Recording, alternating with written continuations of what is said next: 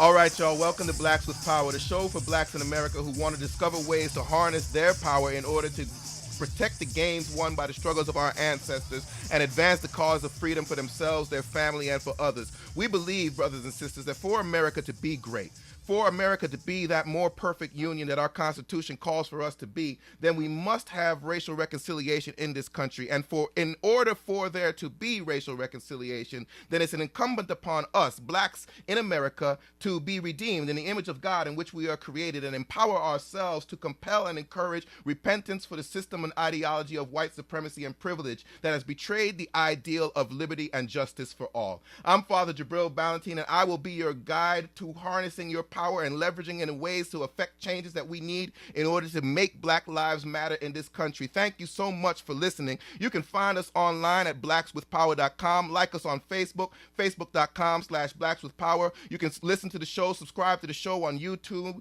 on iTunes, on Stitcher, Google Play, tune in. Listen to the previous episodes and give us a review. Let us know, thumbs up, thumbs down, what you like, what you dislike, what you need so that this show can be what it needs to be for you to be who you need to be. And now we have a lot to discuss. You would never believe this if I told you. I am chilling with my brother, my chapter brother, my brother in Alpha, my brother in the Lord, my ADP, who might as well have been my dean, Reggie Key, the Stillwater poet himself. You can find him at manuforte.com. He's going to tell you about that. manuforteministries.com. He's going to tell you about that, but now is a poet, spoken word artist, bridging the gap between hip-hop and culture, helping you understand how to reconcile the two so that you can be who you need to be. Reggie, man, I could introduce you all day. There's so much to say, man, brother, but let me stop right there. Reggie, how you doing, brother?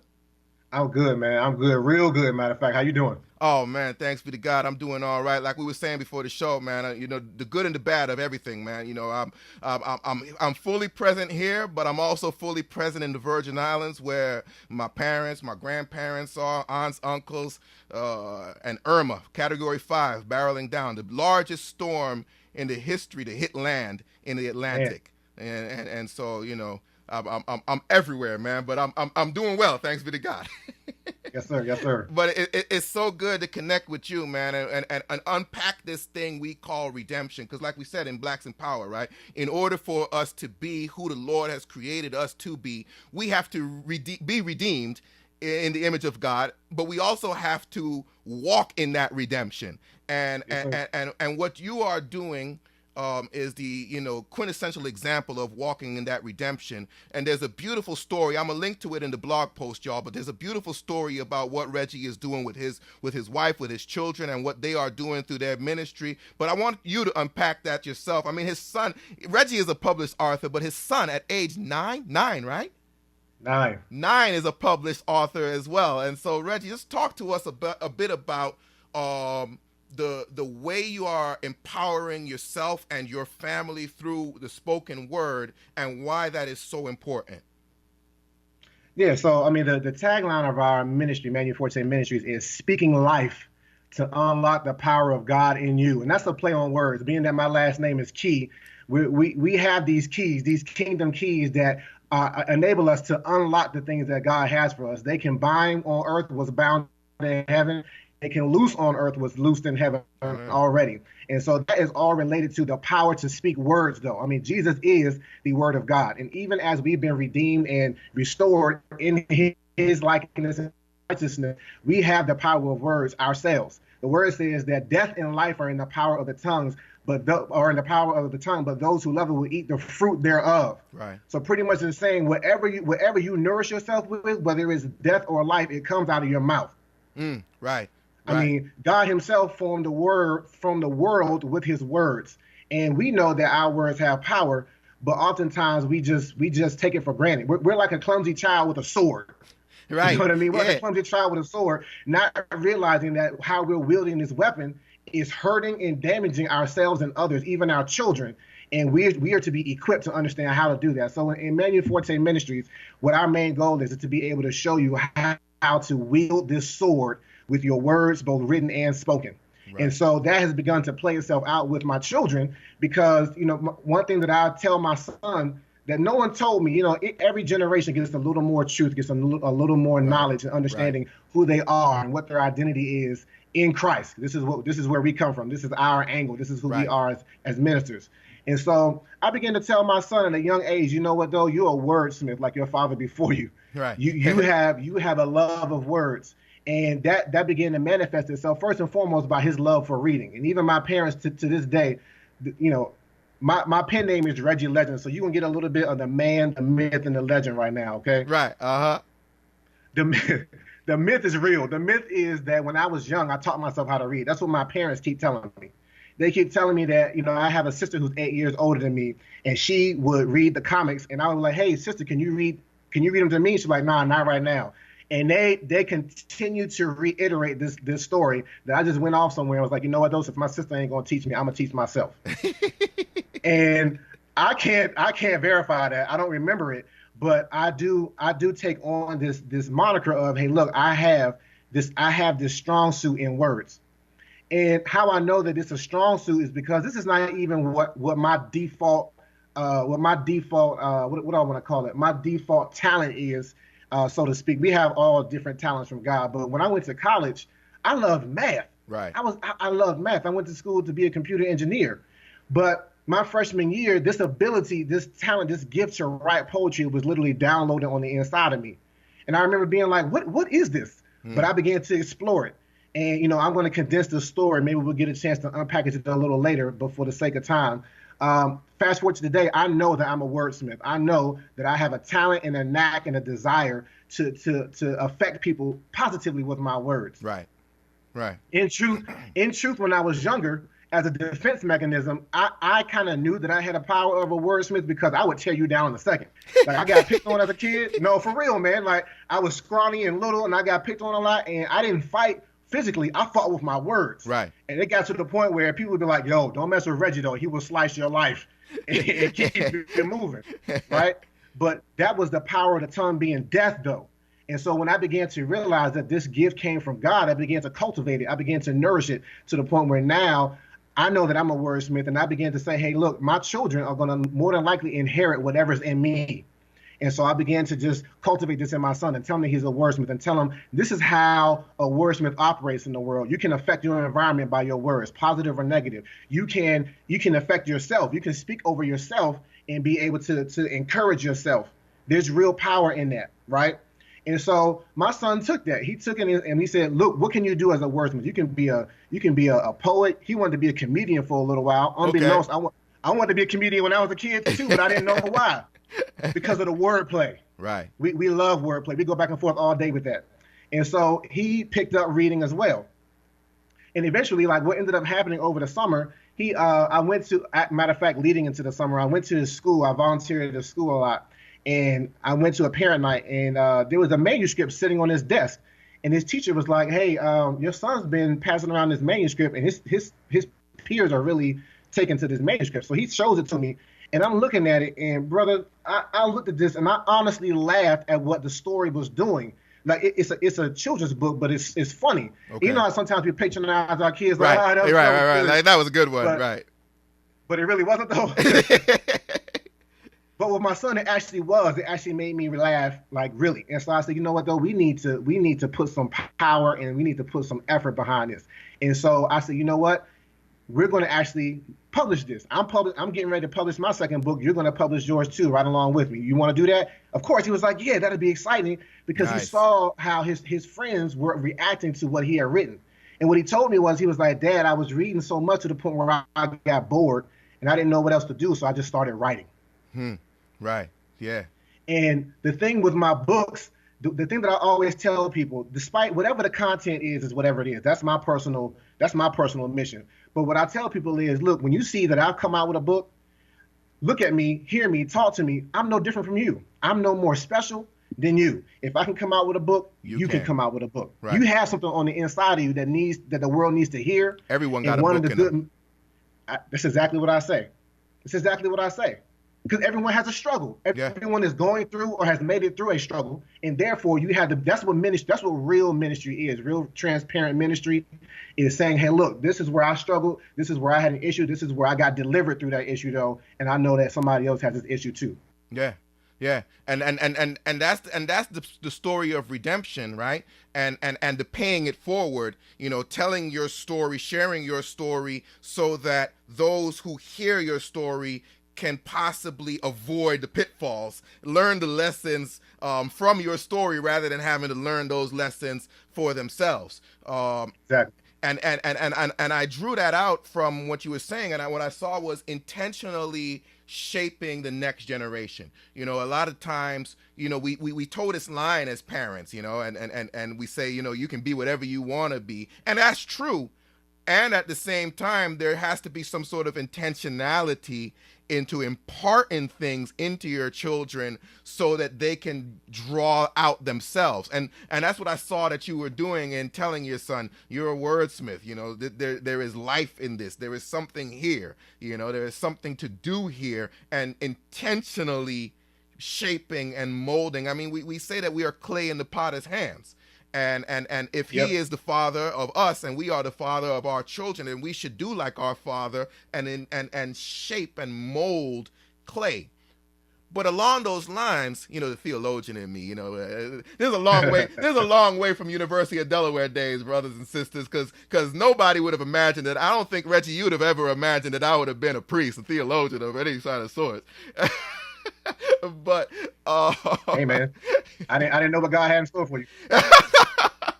But we all knowing, but speaking from that experience, right, of University of Delaware, who I was back then, who you were back then, but talking about the context of clay in the potter's hand, we know all the time that the clay does not always respond to the potter's touch. That's right.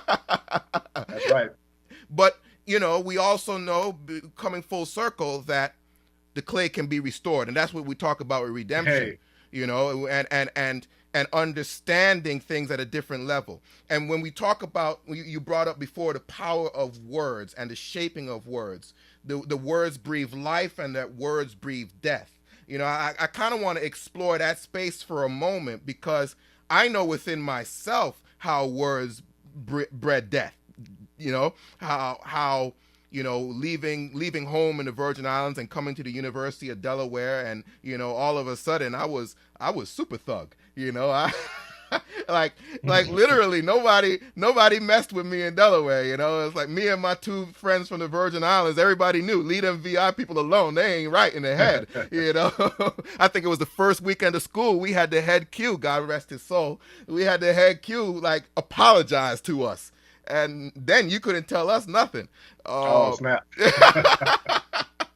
And so, but it was a product of images and stereotypes, and I fed into the stereotype of Caribbean people, the stereotypes that Black Americans had about Caribbean people. I fed into them and became them, to your worst nightmare. You know what I mean? And I think there's some story there too, and a lot of that interplay in how you and I met, right? Mm-hmm. And so talk a little bit about the power of word to breathe death, and also that struggle, because I think that's the main focus of your first book, that struggle of the power of words to breathe death, and how we embrace those deadly words and take them into ourselves and manifest that death and that destruction, and then the process of leading towards redemption rather. Yeah. So you mentioned my first book. My first book is a book of poetry. It's Still Waters, and the subtitle is Duplicate Authenticity. And the duplicate authenticity that all of us have, we are all flesh and spirit, right? The flesh leads to corruption and death. The spirit leads to God and life, right? And so we struggle in our identity and trying to figure out who we are. And that's why we become duplicitous, because we do the things that we don't want to do in the flesh. But the things that we do, we do not do, that lead us towards the spirit. And those things are all governed by the words that we both speak and the words that we allow to be spoken into us. And that's where my focus and emphasis has been on music for so long. I mean, the one example that I can think of, and what the stance that I've taken with music, specifically hip hop, because it's been a big influencer in my life, is very controversial amongst the hip hop community and culture, because I'm challenging us to do better with the music that we listen to, the music that we produce, and the music that we are passing on as, this great inheritance for our children and our children's children. hip hop went from identifying what was wrong in our community and calling attention to it to glorifying it. Right. Right. And it's a very fine line to toe, right? Because in its early days, it was fun and everything, but then it began to be used as a platform and as a tool to say, hey, look, there's destruction in our community, there's neglect in our community. You need to come in and fix this. We need to call your attention to it. But then, when it began to become marketable, that those same words that were speaking to, hey, there's a problem in our community, came to be the problem in the community. Right. Because now you've gone from one place of having good intentions to, I'm about this money and I'm about whatever I can do. I'm going to adapt this principle, this model, to then go out into the world and get what's best for me. Yeah. And that becomes. And just to piggyback there, it's like not even everyone had good intentions. Some people were just reporting it as they saw it. But it was a difference between that and glorifying it and actually entering the rap game in order to glorify it. Some people who never had no parts in the struggle before they became hip hop artists, now they become, Rick Ross and all kind of stuff and glorifying it. And then, like you say, imparting that death onto those of us who listen to it, right? Right. I mean, one of the biggest examples, and like I said, I'm controversial at times. I don't mind saying it. I don't mind being that if it helps us grow. Like there can be no growth without conflict. And so I sometimes engage in conflict though. So one of the biggest examples that you're saying, well, where do we have these instances of words that have brought about death? And one of the two biggest, we call them martyrs now, but Tupac and Biggie, man, like they were talented wordsmiths. No, I will never take that away from them. But what they began to do and how they were glorifying their environment, Tupac was doing his best to call attention to what was going on in his community. He cared a lot about his community. Right. However, he began to become the very thing that he was trying to get people's attention towards. And he did it to try and bring attention to him, but he lost himself in the process. Right. And when you begin to lose yourself in the process of how you're speaking these words, something's coming for you. And that death that came to Tupac, I believe he brought that on himself. He brought that on himself with his words. Right. I mean, Tupac's upbringing, he was a classic. He was a trained dancer. What I mean? That wasn't even his life. Right. And he just got lost within the words. And so the thing of it is, it's not even about Tupac though. There are too many of our youths who we don't even know the names of. Tupac was famous, but there are plenty other people who are in this music and are allowing this entertainment to cause them to lose who they are. And when you bring up that Tupac example, it's like it becomes a real problem with people of intellect. That's why, to me, hands down, that whole debate, Tupac versus Biggie, is dead. Hands down, Tupac is far better than Biggie. I mean, you listen to what Biggie talk about, raping pregnant women and throwing them under the bridge and all kind of crap.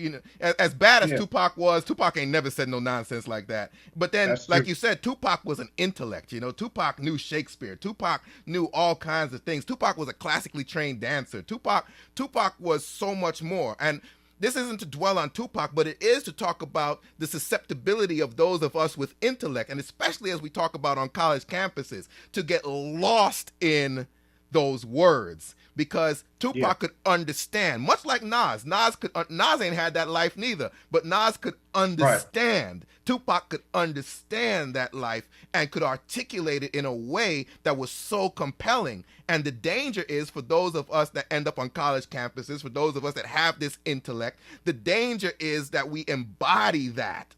And we become that, and we get lost in that. I know I got lost in that. I know you got lost in that. We can talk about our Delaware days and talk about how we got lost in that. And thanks be to God, the Lord pulled us out of that. Yeah. But there is that danger, and this is why this conversation is so important, because there is that danger to get lost in that. So from what you've seen, from what you've studied and what you've written about, how do you see people get, or what is it that causes us to get lost in that? What causes us to get lost is just a lack of knowing who we really are. Okay. Not knowing our true identity as it relates to God, though, and as it relates to Jesus Christ being our Redeemer. The whole point of Jesus coming to earth was to bring us back, but to bring mankind back into the image and likeness of God. Really quickly, sometimes people get lost in Genesis and they say, you know what, though, there's two creation stories. There's two Adam and Eves, or at least some people say there's two Eves, because you'll see how it talks about God made man in his image, and the image of man made he him. In the image of God made he him. He made he them, rather, it says, man, male and female. And so when you look at it, though, the first iterance in Genesis, when it begins to talk about how God made male and female in his image, like, what is God? Is he a spirit? Yeah. He's a spirit, right? Yeah. So the first time you see it in Genesis, he is talking about how he made man and woman, male and female, in his image, in a spiritual form. And so we were spirit first. And then the next time that you see him talk, the Bible talk about creating us, he's creating us out of the dust of the earth. Clay. Mm-hmm. And then he breathes into his nostrils and man becomes a living soul. Now that's almost the second birth or the second creation, because now he's forming us out of the dust, though. But he had to create us in the spirit first. And that's our true image. Our true likeness, our true identity is a spiritual one. And it's one that's made in the image and likeness of God. But when we lose track of that, we go and search the world. All of us are searching the world trying to figure out who we are. Right. And when we begin to hear something like hip hop or the music that resonates with who we would like to be, who we aspire to be, but when it lacks at its central core God, then now we're starting to take on false identities that aren't who we really are. Now we start to take on things that, like you said earlier, you said we become the best at who we're not even supposed to be in the first place. Right. And we talented. We talented. So if I'm gonna do it, I'm gonna do it. Right. We go all in. We're like, man, I'm gonna be this if it kills me. Right. You know what I'm saying? Get rich or die trying. Right. So if you're not getting in the richness of the Lord, though, if you're not walking in the richness and the abundance of who God is, then anything else is secondary. Anything else is a shadow of what you're really supposed to be aspiring towards. Right. Because this is a when you talk about sanctification, this is a process of redemption where every day, as you begin to pursue the Lord more and more, and you have his desires, and you have his will, and you have his heart, you should be dying more and more to your flesh and becoming quickened, livened more and more in the spirit of who he is. Yeah. So then, and that's in all. Yeah. Go ahead. Finish that point. That's in all manners of culture. We want to just focus on church, but in fact, all of society, all of our culture is supposed to resonate who God is. Yeah. Earth is just a shadow of the form and substance of what God is doing and what God has done and created in heaven. So now let's take that further, right? Because I'm glad you finished that point. So let's take that further. Let's imagining who we were, back in UD days, right? All right. What would have helped you at that time to not fall victim to those negative words? What steps? And we got brothers and sisters listening now on their college campuses, and many of whom school just started back. They're just back to school. They're just to school for the first time, leaving their mama and daddy's home, and all of the structure and everything else that kept them who they are, and now they're on this college campus. And just like you and I, we end up on this college campus, and now all of a sudden we're susceptible, and we can become all of the things that we aspired to be and looked around to be when we were in our parents' house. But now they ain't over our shoulder. What would have helped you, and what would help them ultimately to steer clear of those, of falling into those negative words and becoming that negativity? That's a great question. Now, in truth, I believe I already said this once, true ministry is being able to look back on your past and be able to say, hey, look, I went through this and I know you're struggling too, and I'm going to show you how I got through this. So I don't know that there was anything, I can't think of anything that I didn't already have, that I wasn't already equipped with, that would have gotten me, that would have made me unsusceptible to those words, those negative words and negative environment, negative experience. My foundation was still Christ, though. Right. I came into college with my foundation already being Jesus is who he is. He is the living savior of my life, right? And so with that foundation, I was able to go into an environment away from my parents. And though I was tossed to and fro for a season, I was brought out of it though. Because at my core, I knew like this is at the core of me. I have accepted that this is what my salvation is. This is what my true understanding of what is important and what is life-giving to me. I knew that. So even going into when I got into the deepest clutches of hip hop, and I was exploring this new mantle of a wordsmith, and so I went from not liking hip hop to completely immersing. I was baptized. I baptized myself all the way into hip hop. Right? It was on the inside of me, and it was on the outside of me, and that's all I longed for. I hated gospel music at one point in time. I was like, I don't want to hear that because hip hop spoke to me. Right. And so, but I've been looking at this like, why did God allow me to go through that? He allowed me to go through that though because at my core, he knew you're never going to lose me. Mm-hmm. Even in the deepest, darkest places, you're never going to lose me. You're going to come out of this, and not only are you going to come out of this, you're going to be as Moses came out of Egypt. You're not going to come out by yourself. You're going to come out and you're going to show other people this is the way to go. You're going to draw my people out. And so I can't, I'm indebted to that process because now it has made my ministry foolproof. It has made my eyes very clear and my ears very sound to what it is God has called me to do. I don't know if that really answers your question how you thought it would. But no. At the core though, I had no thoughts on how it would answer. I think what you said to me though, just now, kind of re-sparked something about the title of that first book or the subtitle, right? When you look at the duplicity.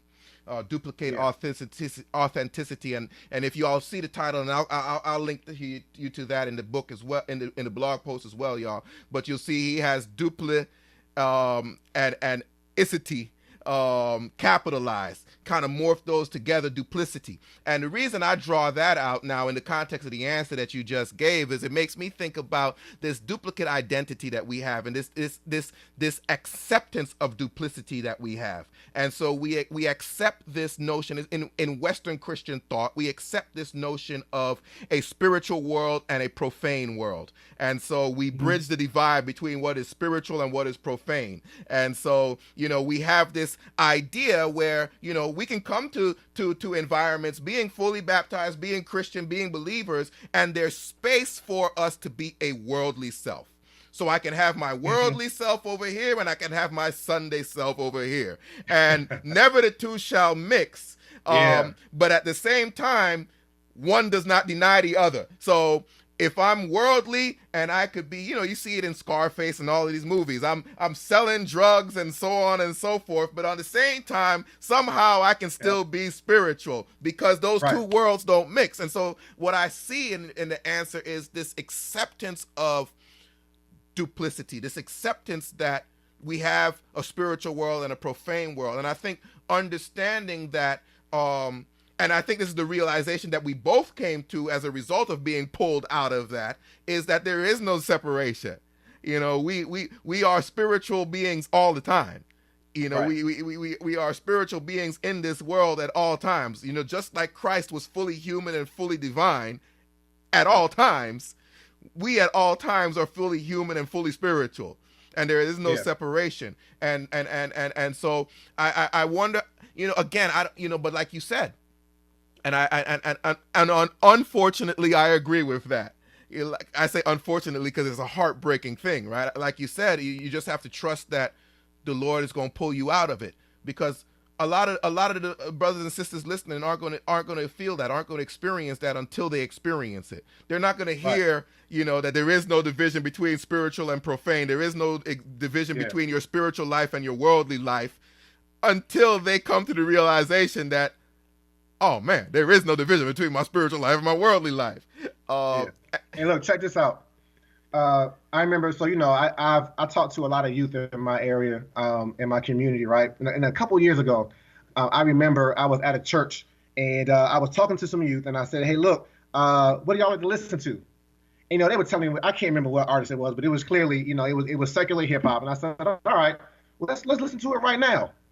And they were like, "Oh no, I can't listen to that right now." I'm like, why? Why not? Well, we're in church. We're in church.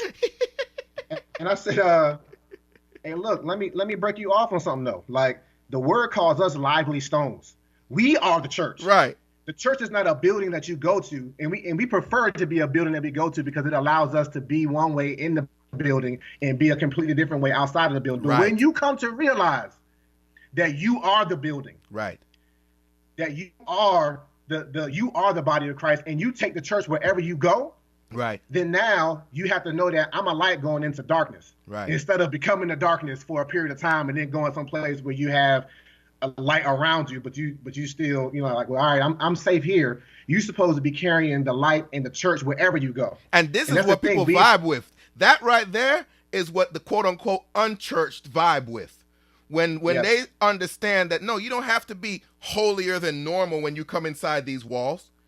You should be as holy as you are at all times. You Yep, know, that's it. They used to get mad at me when I was in the church and I would play Wu-Tang for Sunday school lesson. Like, basic instruction before leaving Earth, Killer Priest. Like, they were like, are you playing that? I'm like, what? Why not? Like, I drive up to the church blasting Jay-Z. They would be mad at me. I'm like, if I'm going to listen to it somewhere else, I can listen to it here. Whoever I am, you have to be able to reconcile. And that's the message, brothers and sisters. You have to be able to reconcile whoever you are at all places and all times. And if you cannot, then something's wrong. If you're doing something, if you're listening to something, if you're listening to some music that you would not be comfortable listening to in church, then you should not be listening to that music. It's like, whoever you're going to be, that and that's the thing, when we talk about the authenticity piece of your title, of your work, like, you got to be authentic, and the first person you got to be authentic with is yourself, right? Well, I would say that the first person that you are, I don't want to say obligated, but the first person that your heart should eventually say, you know what, I need to be, is to be as unto God, though. Because that's what Jesus reconciled us to. That's the thing. We all get caught up in, hey, look, I'm just doing me. I'm just doing me. And as long as you're doing you, you're going to be led astray. Because we're faulty. Oh, yeah. The heart is evil, right? The heart is full of evil. But if we continue to say, you know what, though, I know that I have some tendencies that need to be worked on. And the only way that I can work on that is as I draw closer to God. And that even brings me to another point. I wanted to go back. We both said it. We both said that, God pulls us out. God doesn't pull us out of anything. God stands before us and he just beckons us. He gives us our own free will to say, hey, look, I want you to love me and I want you to pursue me because you have a desire to do so, not because I pulled you out. And I'm glad you said mean? that. I'm glad you brought that up, because that's one of the biggest faults that we have as quote unquote believers. We believe that one day God is going to swoop in and pull us out. God, you're right. And I always say that, that we think of the faith as a moving walkway, and all we have to do is step on the moving walkway, and then it's gonna just take us on into the kingdom.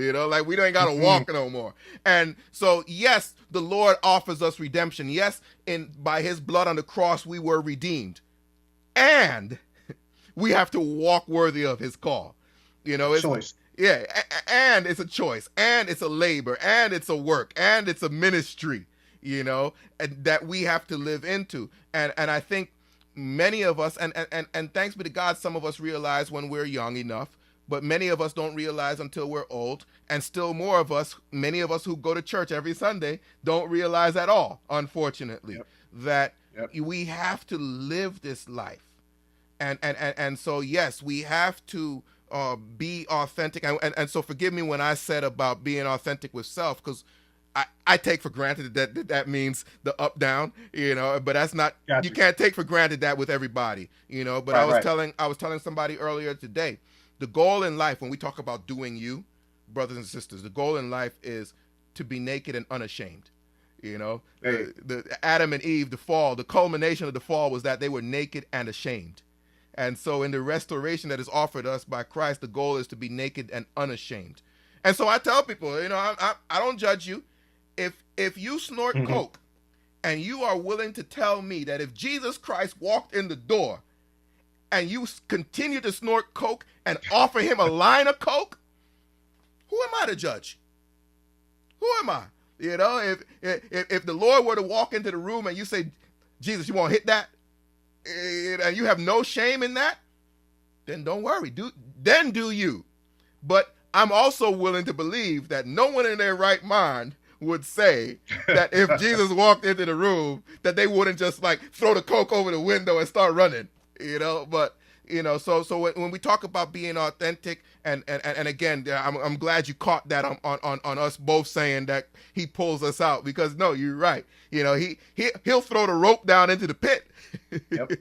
But you got to grab the rope and you got to climb out. And that's that process of sanctification. And there's so much. I mean, I know y'all see this conversation that Reggie and I have, and it's like, man, it was just bouncing back and forth, and there was so much, and there was almost no pause between the conversation. And that was born, and we said before we started, man, we said, can we finish this all in one podcast episode? We probably gonna have to do another one, because we ain't even touch on how in the heck this all got started, right? Right. We ain't, we ain't, because there are a group of brothers right now who would be flabbergasted to see Reggie and I having this conversation so lovingly, you know what I mean? And that would be like, how in the world can those two have the conversation? But that's the Jesus. But that's the gift, brothers and sisters, that we want to unpack for you, and where all of this comes from.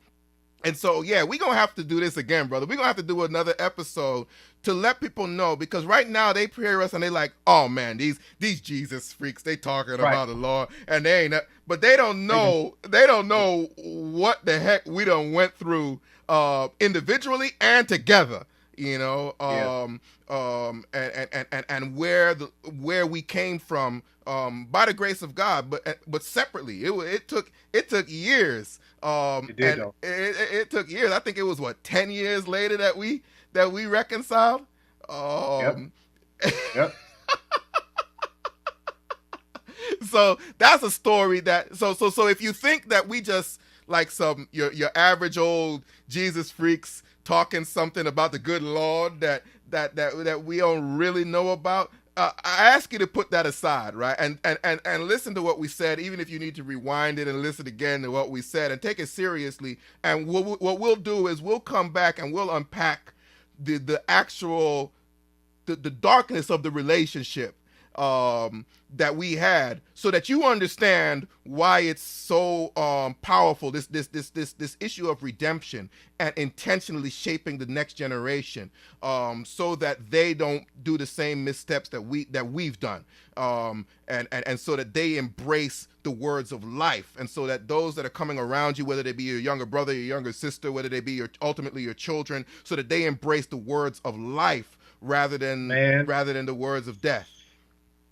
I'm ready to talk about it now. Hey, I'm ready to go in now, man. Go in. No, I'm just remembering when I came into, when I was initiated into Alpha Phi Alpha. I remember my line brothers and a couple of people around me saying, like, he's going to be the crazy one. Looking at me, he's going to be the crazy one. And so I accepted that, though. I said, oh, okay, y'all say I'm going to be the crazy one. I'm going to be the crazy one then. And he was the crazy one. I took those negative words and I embraced them, and I allowed it to become my identity, and it caused me to lose control. Right. It caused me to, because I didn't know what my true identity was, because I was hyped. Passion can be a dangerous thing, because it can cause you to lose sight of it can cause you to lose your grip on what is true and what is not in yourself. Right. And I lost traction on that, and it caused me to physically and emotionally hurt my brother, who I'm talking to right now, and that's what we had to get into. That's what we had to reconcile in and of ourselves. And I had to apologize to you, and you accepted that apology, and I'm very appreciative of that. Yeah. No, I mean, it just speaks to. It ultimately was a beautiful thing. Don't get me wrong, man. I tell folk, man, it was a hellacious experience, and the only reason I share it is because I know it's so much part of the culture of our fraternities and sororities, and yeah, we embody that, and we want to pay it forward. It's like, how much more violent can I be than the one that came before me? and everyone gets branded, the crazy one. And yeah, it's not just you. We got a legacy of those who are known to be the crazy one. He was the crazy one, but yeah, he was the crazy one before him, and yeah, he was the crazy one before him. Yeah. And it's like, who can be the craziest? And there's like a badge of honor that we develop, and it all comes from those words. It all comes from those words that we embrace. Whether they be in music or if they be in the culture of our organizations, or if they be, the words from around us in media or whatever, but those words that we embrace, and that image that tell us of an image that is other than the image given to us by our Creator. And we embrace that image, and we become good at it. And the problem with passion is so beautiful, right? Because that passion that you had, even though you still have it, it's just different now. I do. It's just different. What's on the inside of it is what's different now. What's on the inside of it is not Alpha Phi Alpha. What's on the inside of it is not hip hop. What's on the inside of it is Christ, because that's what it's supposed. That's what I was hollowed out. That's what I was missing when I was born into this world. I was missing that connection with God. And then because of how corrupt the world is, and this is what my second book gets at with music. Hip hop music is just like mankind. Once it was born into the earth, it was corrupted. Mm-hmm. And it lost its core, and it lost its center. Its center, this is where this is going to be, controversial. Its center, hip hop center, is God. Everything that comes into the earth, music, people, whatever, everything it comes from God. Mm-hmm. Because hip hop can minister to a demographic that gospel music cannot. Right. And so because that's true, that was God ordained. Right. But when they got birthed into the earth, it lost its core, and it lost its way, and it lost its identity. So here comes a question. I don't know if you've thought of this question. You may have. I'm going to see. To me, what do you think? Who do you think? What do you think would have happened? What do you think would have created? What would have been the process? What would the process have looked like if you were then who you are now? Which process? Alpha Phi Alpha. What and what? And because again, the passion is still there. The passion is the same. The love that you have, it was misplaced back then, but it was still love. As crazy as people may think that sounds, right? Because I know you, I know what it was. It was misplaced. I'm wondering, what do you think would have been accomplished with everything that we were trying to accomplish and hoping to accomplish at the University of Delaware with bringing our chapter back and so on and so forth? What do you think would have been accomplished if you were then who you are now? And see, that gets you right back. The thing of it is, that gets you right back into, I can't go and look back at my circumstance and say, what if? Because had I not gone through that process, if I was right now who I was back then, I wouldn't have joined. Okay. And so if I hadn't have joined Alpha Phi Alpha, we would have never met. I would have never met the other people that I call dear brothers now. And then now I have an opportunity to minister to other men of Alpha Phi Alpha that I would not have had if I had not joined. Right. You know what I'm saying? Right. Because even now, and this is the conversation that once again can splinter off into something else. There are some things like now I can grip up another brother, another alpha or whatever, but I realized that I made Alpha Phi Alpha an idol in my life. Mm-hmm. Mm-hmm.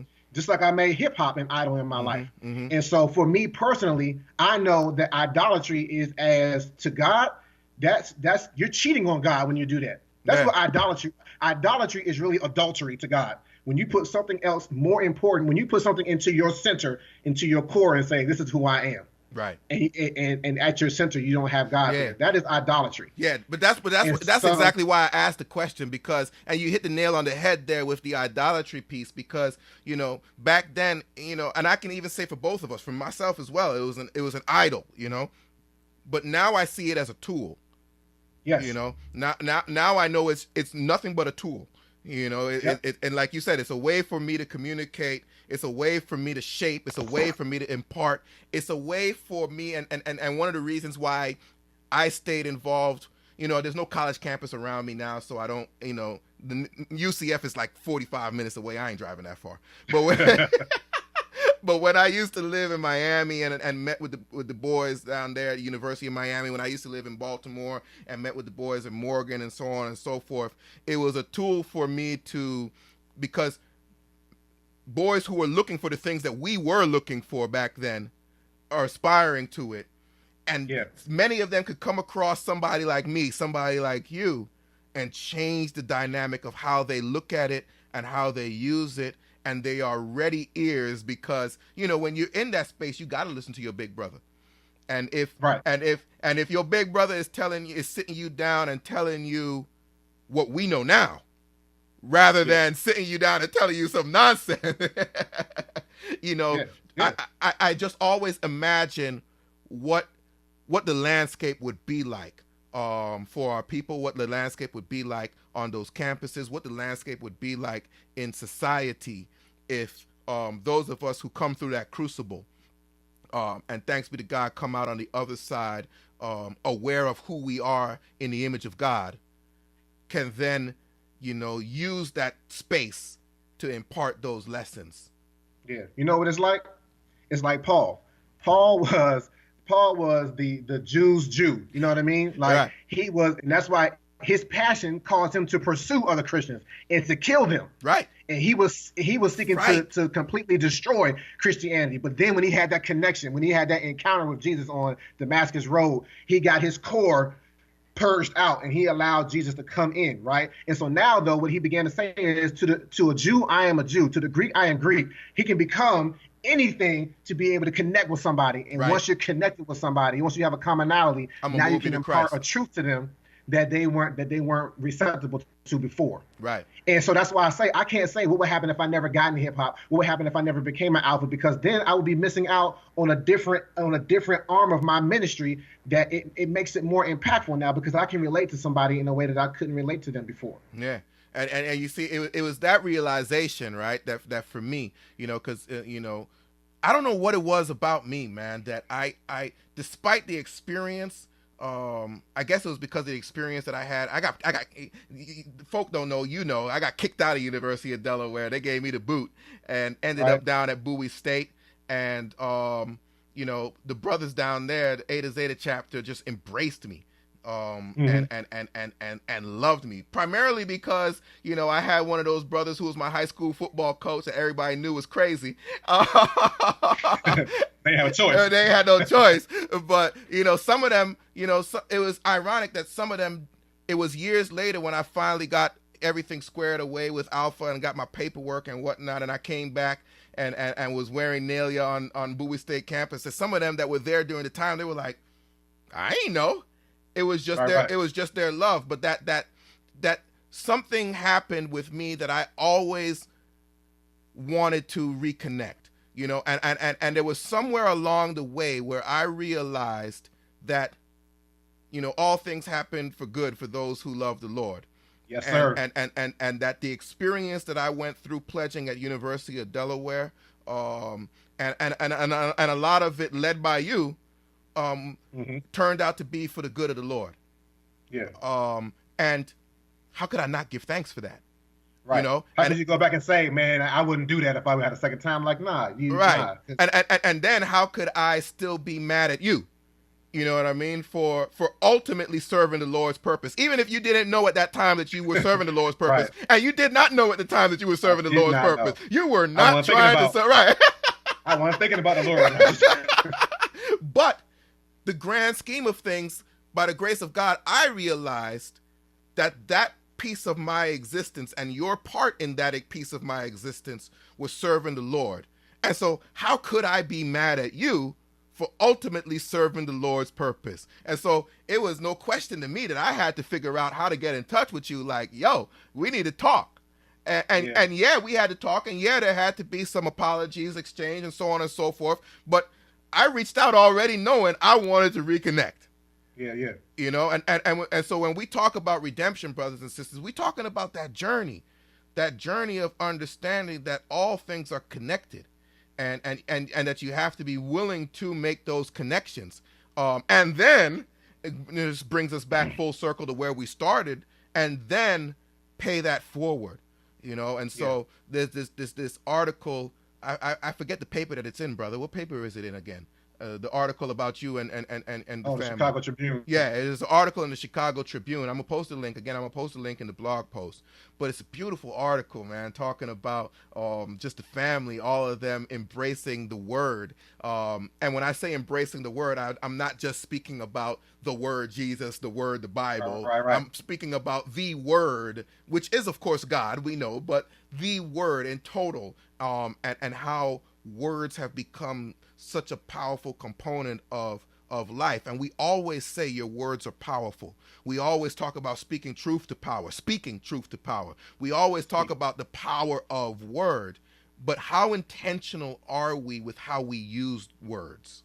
How deliberate are we in shaping how we use words and shaping how those around us use words? And so when you read the article in the Chicago Tribune about what Reggie is doing with his family, and how that spills over into the ministry of Manu Forte Ministry, Manu Forte, but ministries. But I say Forte because I want you to know it's an I. It's MANUFORTI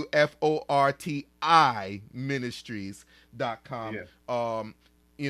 That's where it all comes from. It's not some pie in the sky ideology that has no relevance. It's something that we've lived. That's why I wanted to have him on, because he and I have lived it and directly, you know what I mean? Directly lived it.